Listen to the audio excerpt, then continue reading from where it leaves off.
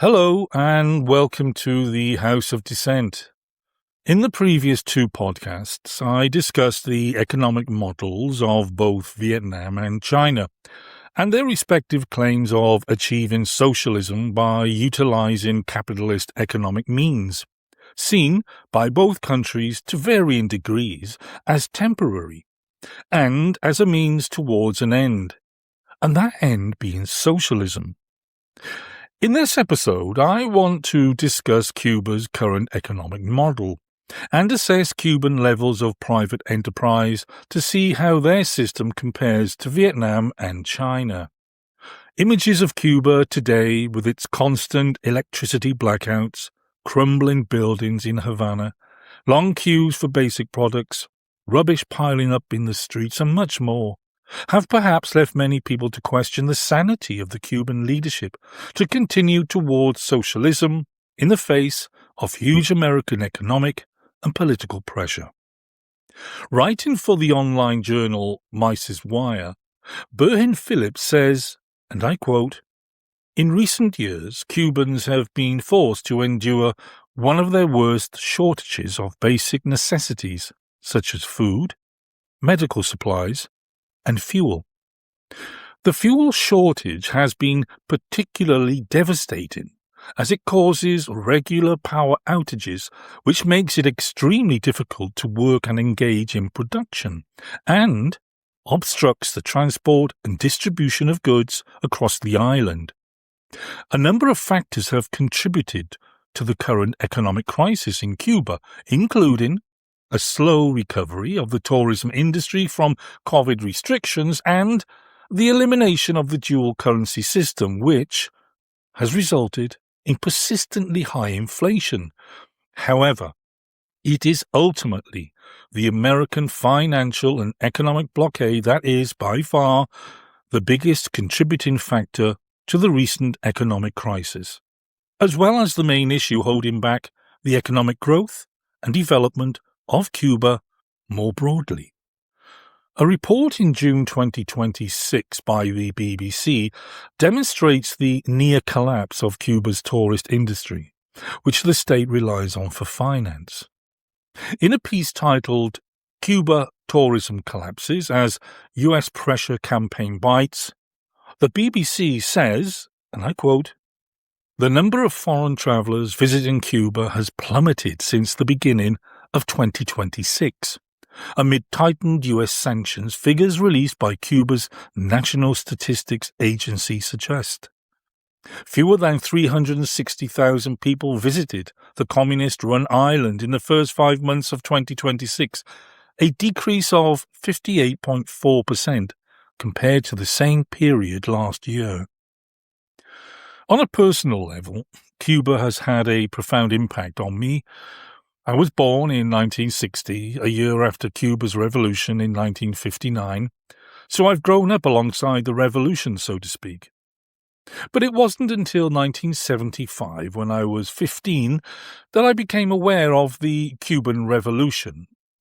That was the year that I began my apprenticeship as an electrician and joined the Workers' Revolutionary Party for a short time. But it was during this short period that, through their paper, that I learned about Cuba's revolution. And I was smitten, because I learned that the Cubans had removed the brutal tyrant and dictator, Fulgencio Batista, and that they threw out the American CIA and the Mafia, who were all part of a tripartite grouping. And of course, the Cubans nationalized American companies, which brought the wrath of the American government, hammering down upon the new Cuban system. By the time I joined Socialist Action, a Trotskyist grouping attached to the Fourth International in 1982, I was fairly well read about the Cuban Revolution. And Socialist Action were supportive of the revolution and its aftermath, despite any ideological or strategic differences they had with it. There were at the time many left groupings who took a different position on Cuba, who withheld support, labelling it a Stalinist regime because of its close ties to the USSR. But Socialist Action's position was more nuanced It offered critical support of Cuba because the revolution was, after all, anti-American imperialism. Even though, like China and Vietnam, Cuba had also banned books by Leon Trotsky, although more recently China has allowed some books by Trotsky to be available in bookstores. So this was a strategic position taken by socialist action. Fulgencio Batista was twice president of Cuba, first from 1940 to 1944, and then from 1952 to 1959, when the 26th of July movement, led by Fidel Castro, overthrew the American-backed dictator. During his second term, Batista allowed organized crime to operate freely, which is detailed on a fascinating website called Mob Museum, where T.J. English says, and I quote, "Havana, Cuba, served as a virtual haven for organized crime in the 1950s. After former Cuban President Fulgencio Batista staged a bloodless military coup to resume the presidency in 1952, he solicited large bribes from top American hoodlums who would spend hundreds of millions to develop hotel casinos and lavish nightclubs in Havana with the full support of Batista's corrupt government. Although there is no evidence, as far as I know of, that the American government and CIA were directly involved in the 1952 coup, quickly after that coup, however, the Americans gave their full support to the dictatorship and, implicitly or otherwise, gave its support to the relationship between Batista and organized crime. Once again, T.J. English says, and I quote, "The Havana mob, including Charles Lucky Luciano, Meyer Lansky, Santos Traficante and Albert Anastasia operated freely in the city until New Year's Day 1959, when Fidel Castro's leftist rebels suddenly overthrew Batista, seized the mob's properties, and closed its casinos." The years between Batista's presidencies tell us a lot about how the Americans viewed Cuba. The Americans were enthusiastic backers of the dictator Batista. And of course, the Americans have given support to right-wing dictators throughout Latin America for many years. In 1954, they fully supported the coup in Guatemala, as I detailed in a previous episode of this podcast. Like Guatemala, Americans refused to give their support to the Cuban government in 1933, led by Ramon Grau, who, along with the University Student Directory, overthrew the American-backed Carlos Manuel de Céspedes y Quesada. What is known as the Cuban Revolution of 1933, also known as the Sergeants' Revolt, saw the overthrow of Céspedes, because he was so closely tied to the Americans. So, principally, this was a nationalist revolution, but dig a bit deeper and we can see why the Americans refused to support Ramon Grau's presidency. Even though Batista took part in the revolt, the presidency of Grau had both liberal and radical left-wing elements, as well as right-wing nationalists. It was a real mishmash of a government. It was called the 100 Days Government, and as its name suggests, it was short-lived, but to no surprise when we consider the opposing groupings involved. Batista represented the old traditional right wing, but the other grouping was led by Antonio Guterres, who was a revolutionary socialist. Imagine having Mussolini and Lenin in the same party. It's absolutely bonkers. A quote from the Left Chapter website sums up this mess, and I quote, "What went down in history as the 100 Days Government was a heterogeneous administration in which different sectors of domestic politics were represented. While Guterres pushed for measures with the greatest social impact, Fulgencio Batista head of the armed forces, held unauthorized talks with the US Embassy and moved closer and closer to oligarchic interests. In the end, Ramon Grau, the president, was utterly indecisive, not taking bold steps to the left or right. However, Guterres was an influential figure in Grau's government, who made Guterres his Minister of the Interior. And much to the horror of the Americans, Guterres managed to introduce reforms in Cuba, such as the introduction of a minimum wage for workers.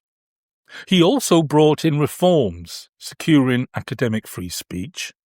But perhaps what worried the Americans the most was Guterres introduced a program of nationalization of key parts of the Cuban economy. Guterres was shot dead in 1935 by troops sympathetic to Batista, which meant the end of any chance of a socialist revolutionary insurrection for the moment. In 1955, 3 years after Batista began his second term as president, the Americans exported their Red Scare propaganda and tactics to eliminate communists from Cuba. This was the second Red Scare, which was post-Second World War, and it reached its apotheosis during the period of McCarthyism during the 1950s. The impact of the American government's policy towards communism was profound in Cuba, and a piece written by Ramona Wadi for Jacobin, titled "The CIA Trained Fulgencio Batista's Torturers in Cuba," says this, and I quote, "On May 4, 1955, the Central Intelligence Agency helped Cuban dictator Fulgencio Batista set up the Bureau for the Repression of Communist Activities, otherwise known as BRAC.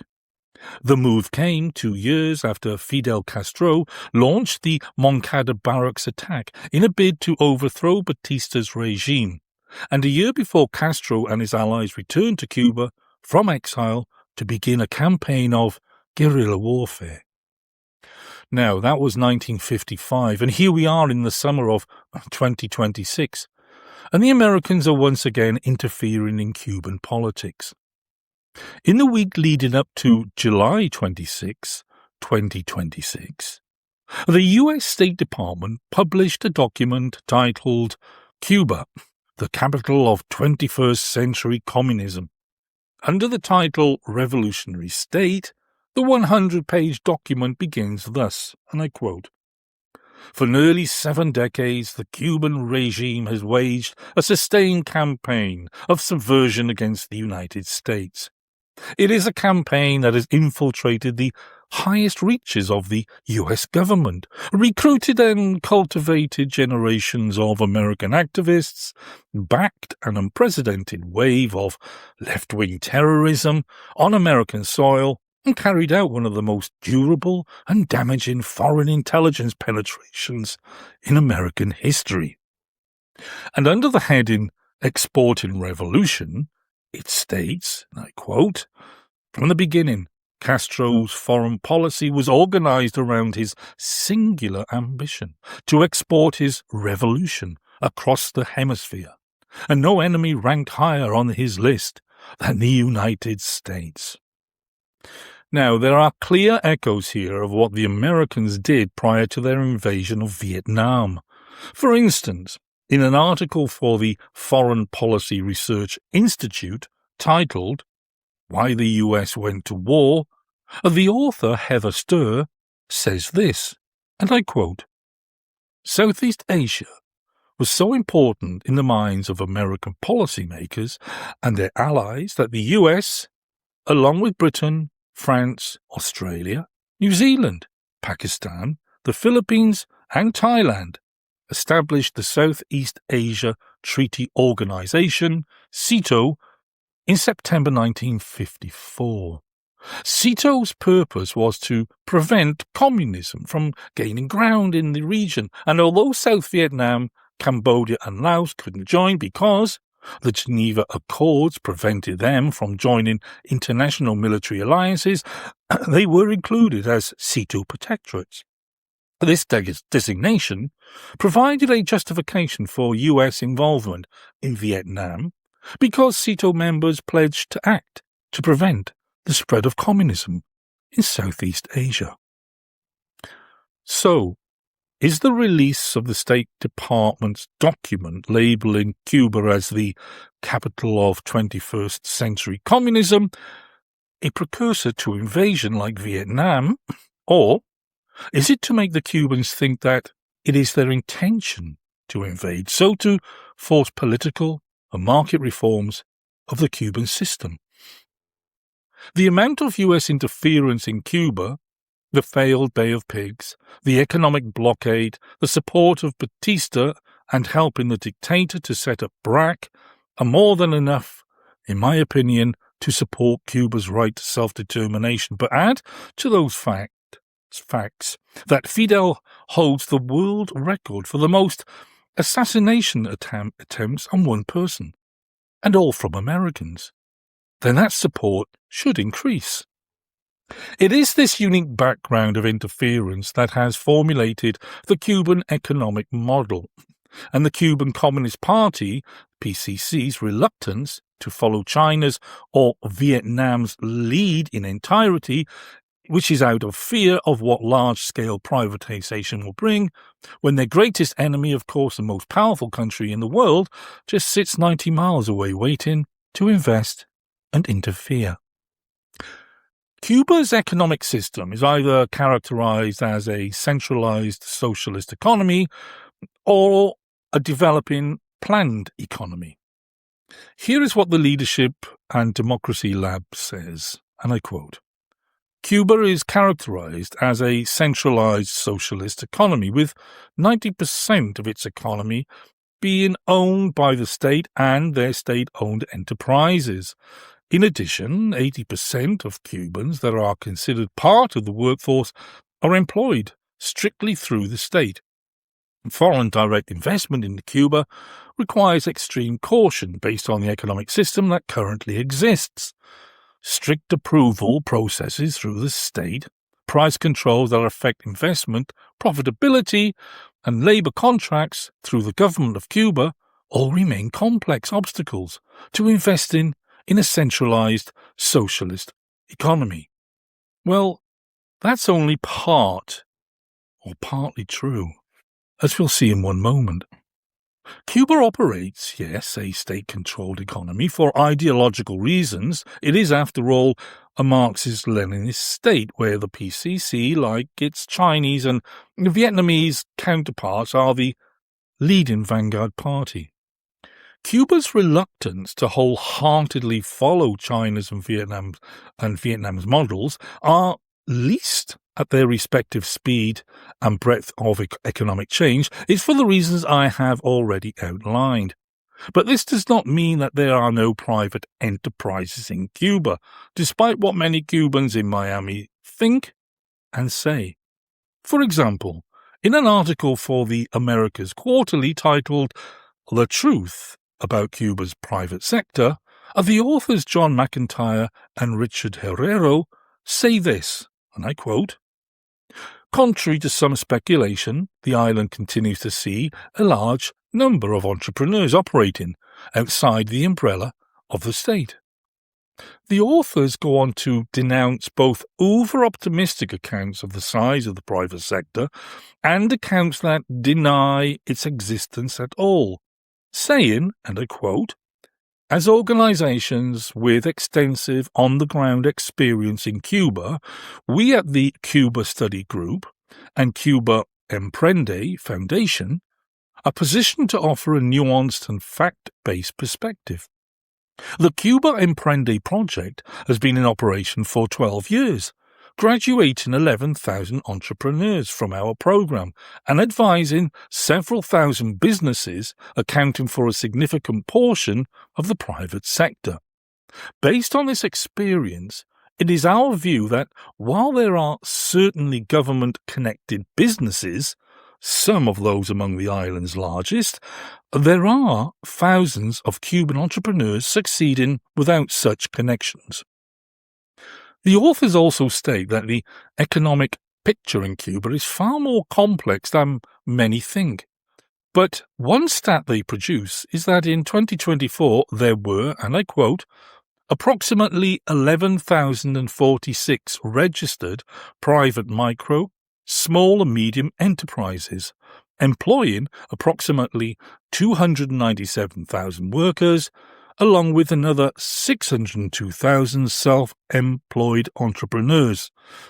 Now, of course, the question to ask here is this: why hasn't the private sector grown more quickly, and if it did, could it create more widespread prosperity by expanding? Well, firstly, as previously stated, the Cuban leadership has, for good reasons, been cautious regarding the pace and scope of introducing private entrepreneurial startups, but this does not mean that it has not given the green light to them. In fact, one of the real reasons for the lack of economic growth in the private sector is the American unwillingness to release investment funds to help Cuba grow. And more recently, under the Trump regime, is threats of sanctions to those outside of the US who wish to invest in Cuba. Today, and because of the latest round of American bullying tactics, the tourism industry, which has been a vital source of income, has all but collapsed.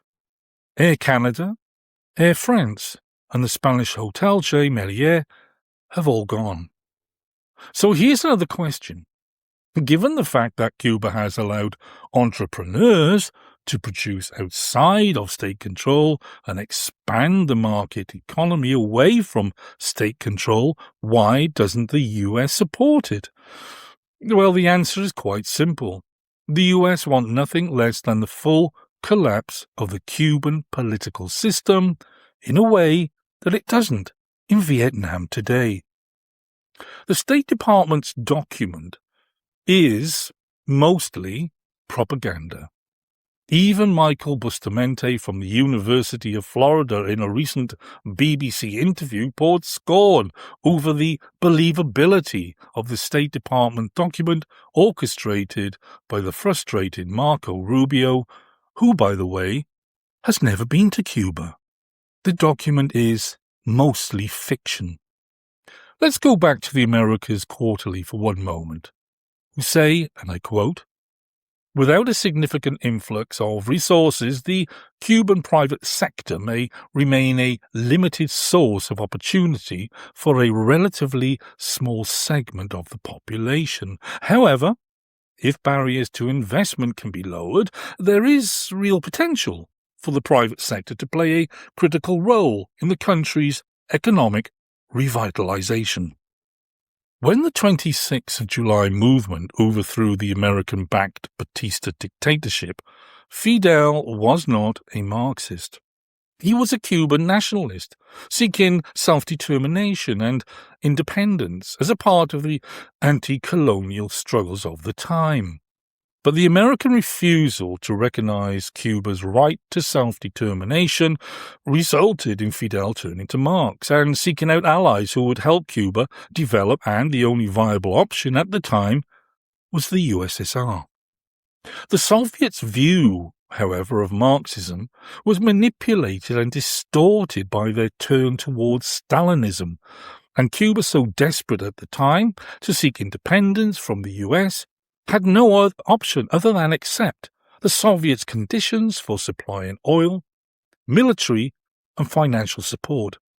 This is the tragedy of Cuba, once stuck between two extremes of the Americans and the Soviets, a harsh geopolitical lesson, a pawn in a greater ideological experiment. At this stage, it's difficult to prophesize about the direction that the Cuban economic model will take. However, on June 17, 2026, the PCC held a plenary session of the Central Committee to discuss changes to both the economic and political status in Cuba. On the following day, the National Assembly of People's Power approved a huge number of new measures to be introduced that, if enforced, will radically alter the economic landscape.